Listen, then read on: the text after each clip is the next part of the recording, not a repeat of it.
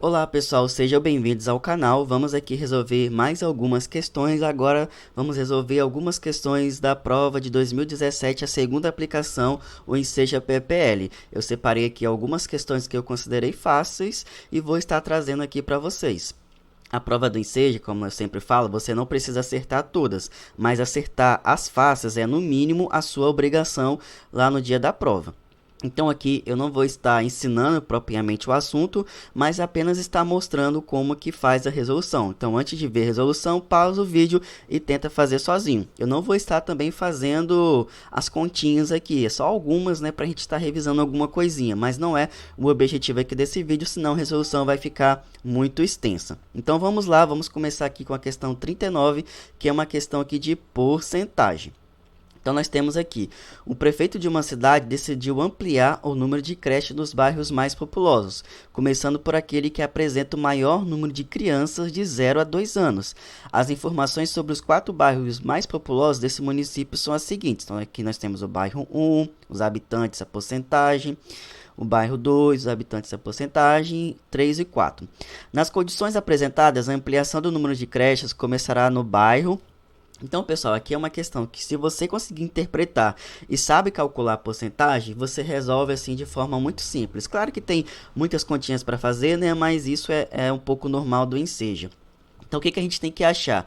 Nós temos que verificar aqui para cada bairro qual é o número de crianças que tem de 0 a 2 anos. Assim, nós vamos encontrar o bairro que tem o maior número de crianças e esse vai ser o escolhido pelo prefeito para começar aqui a ampliação do número de creches. Então, o que a gente tem que fazer? Para o bairro 1, basta calcular, né? 6.500 vezes 15% e você vai achar 975 crianças. Assim, para o bairro 2, para o bairro 3 e para o bairro 4.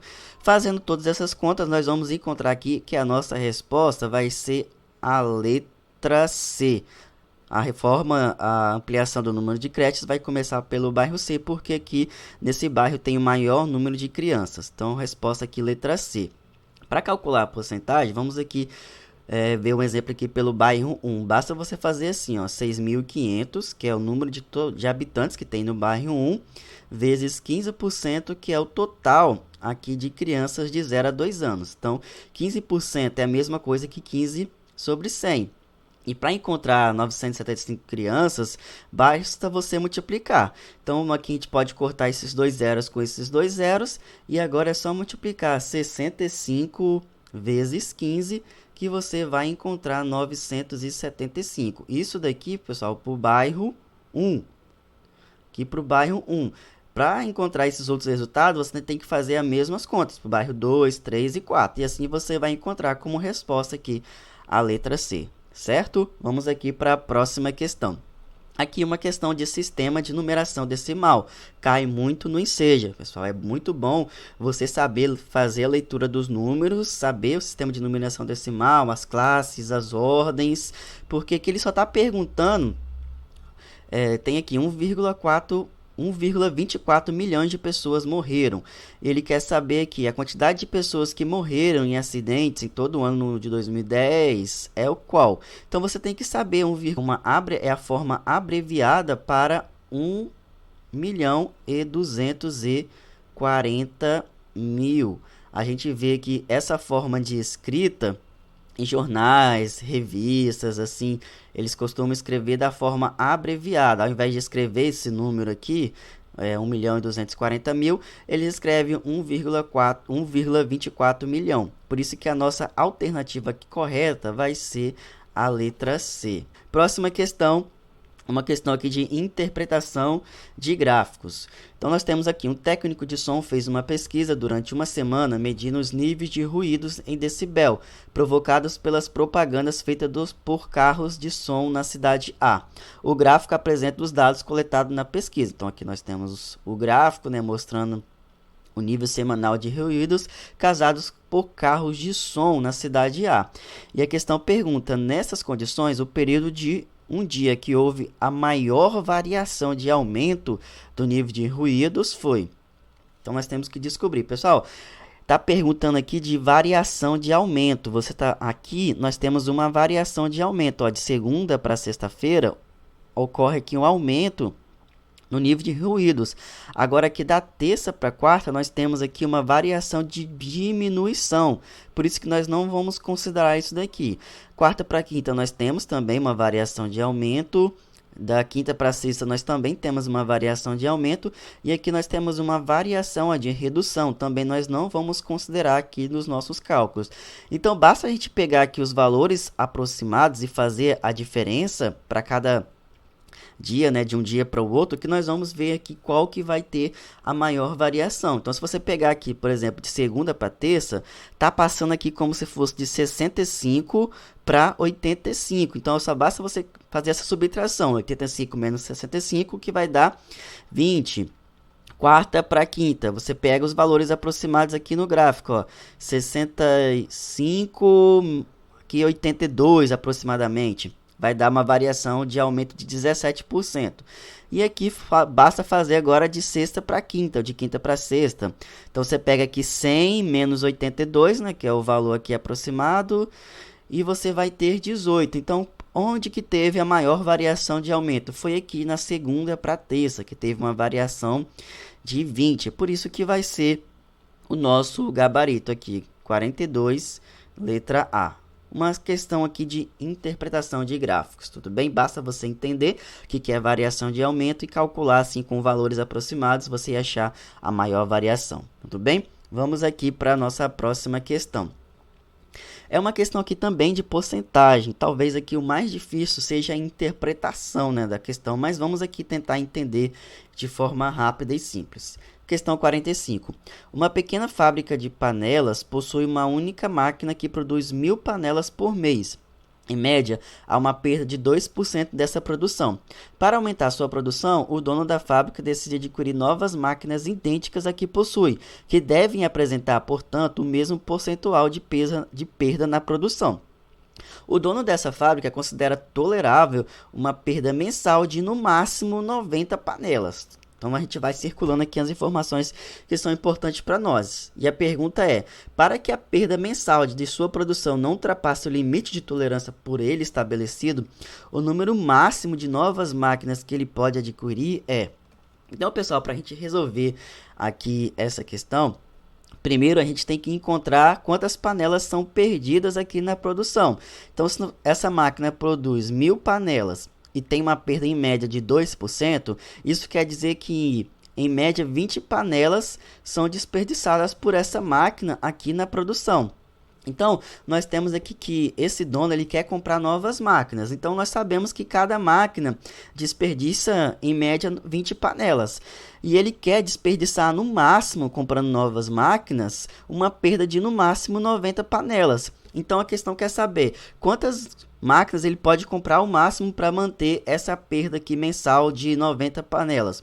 Então, se nós já temos uma máquina que desperdiça em média 20 panelas, e ele quer desperdiçar no máximo 90 panelas, nós vamos poder comprar mais quantas? Mais uma, que vai dar 40, mais outra que vai dar 60 e mais outra que vai dar 80. Ele não quer passar de 90. Se a gente comprar mais outra máquina, vai dar 100 perdas de panelas mensais, né? E ele só quer perder no máximo 90. Então, com isso, a gente só pode adquirir o quê? Mais 3 novas máquinas. Então, pessoal, o raciocínio é basicamente esse, né? Se ele comprar mais outra máquina que vai passar, então ele só pode comprar aqui no máximo mais 3 novas máquinas para não passar o limite de tolerância por ele estabelecido. Gabarito aqui da 45, letra B. Vamos aqui para a próxima questão. Uma questão aqui de interpretação de gráficos. Vamos ler. Uma família agrupa seu gasto mensal em 2 referenciais, gastos residenciais e gastos extras. O gráfico ilustra o gasto mensal da família em real em 4 meses, segundo os referenciais citados. E a questão aqui pergunta, em qual dos meses apresentados a família gastou menos? Então, pessoal, é simplesmente aqui uma questão de você olhar os gastos em cada mês, aqui interpretar o gráfico, fazer essas somas e chegar aqui no mês em que a família gastou menos. Então, aqui, por exemplo, ó, em julho, gastou 530 com gastos residenciais e 460 com gastos extras.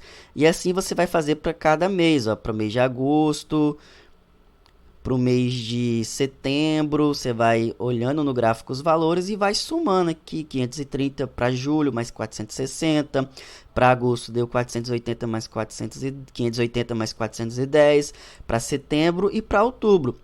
Fazendo as continhas aqui para todos os meses, você vai encontrar aqui o mês em que essa família gastou menos, foi aqui no mês de setembro, que gastou um total de R$ 980.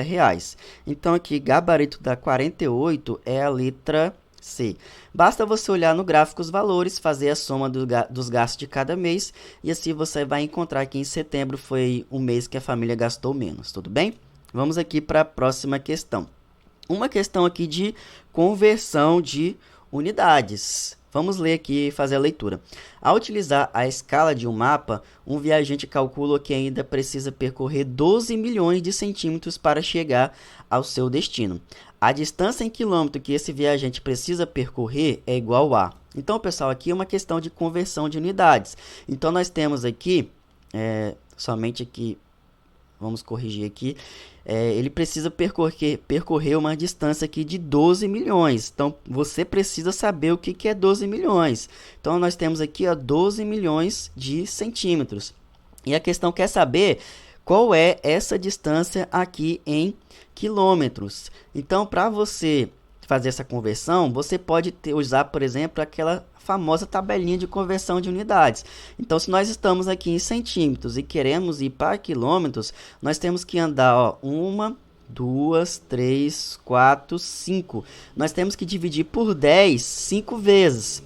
E dividir por 10 5 vezes é a mesma coisa que você deslocar com a vírgula que está aqui 5 casas para a esquerda. Então, vamos fazer isso. 1, 2, 3, 4, 5. Então, isso vai dar um total de 120 quilômetros, tudo bem? Você desloca, você anda, para a esquerda 5 casinhas, ou você divide por 10 5 vezes. E assim você chega ao resultado aqui da 49, gabarito letra B, correto?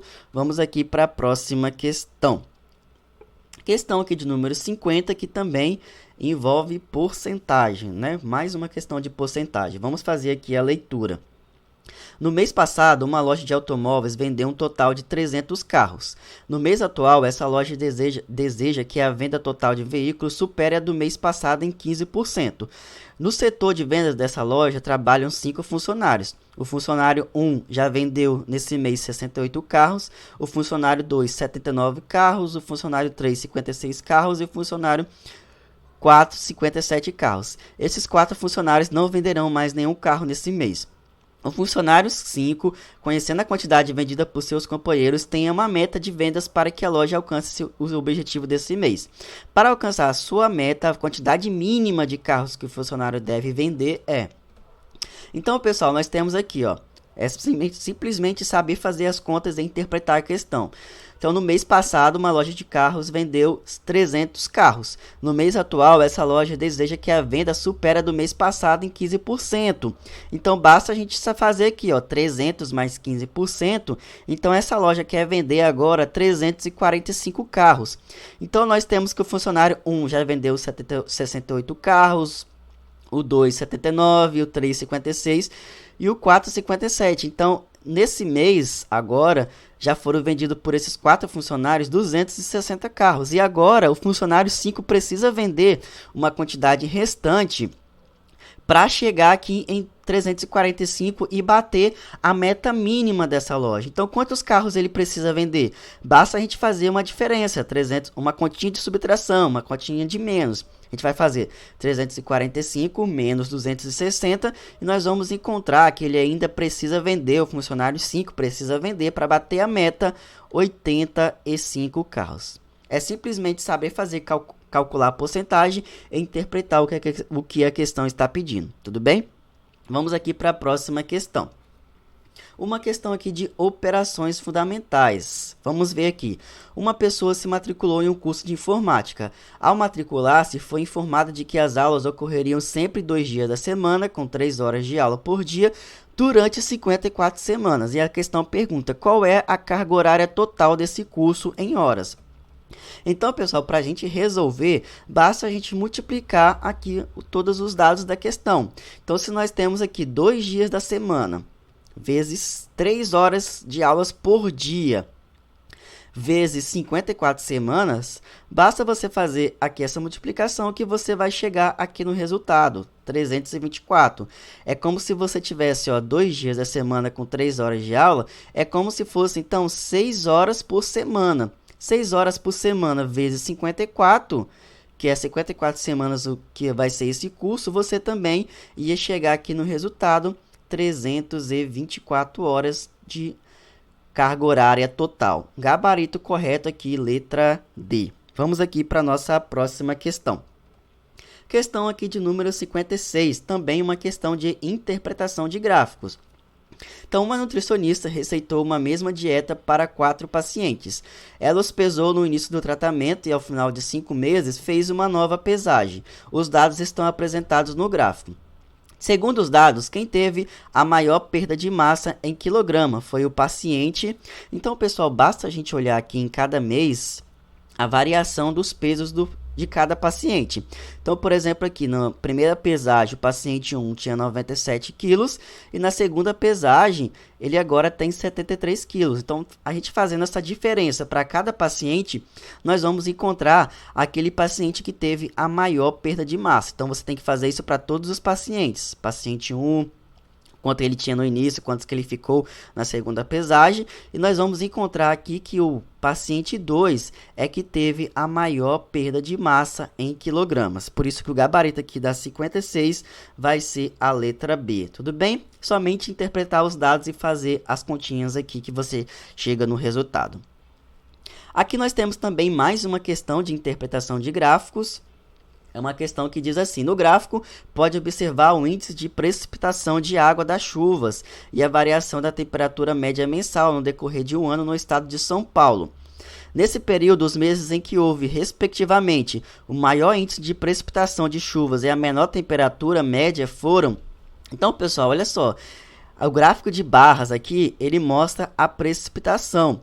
E o gráfico aqui de linhas, essa linhazinha aqui, mostra a temperatura. Então, nós temos que olhar, respectivamente, qual mês teve o maior índice de precipitação. É só você olhar aqui onde a barrinha é maior. Então, maior índice de precipitação foi em janeiro, né? A gente já pode eliminar essas duas alternativas aqui. E aqui a gente tem que olhar onde que ocorreu a menor temperatura. A menor temperatura vai ser aqui nessa partezinha aqui dessa linha, que vai ser no mês de julho. Por isso que o nosso gabarito aqui vai ser... Aqui da 58 vai ser a letra A. É simplesmente você interpretar o gráfico de linhas e de barras. Ver onde que tem o maior índice de precipitação e onde tem a menor temperatura. Correto? A questão 59 é uma questão de média, pessoal. E média eu considero fácil porque é um conceito simples. Você entendendo o conceito de média, você consegue fazer a questão. Aqui eu tenho aula de média aqui no canal. Eu vou estar deixando o link aqui para vocês assistirem e aprenderem aprender, né, para quem ainda não sabe como que calcula a média. Mas aqui nós temos uma questão que ele pede a média.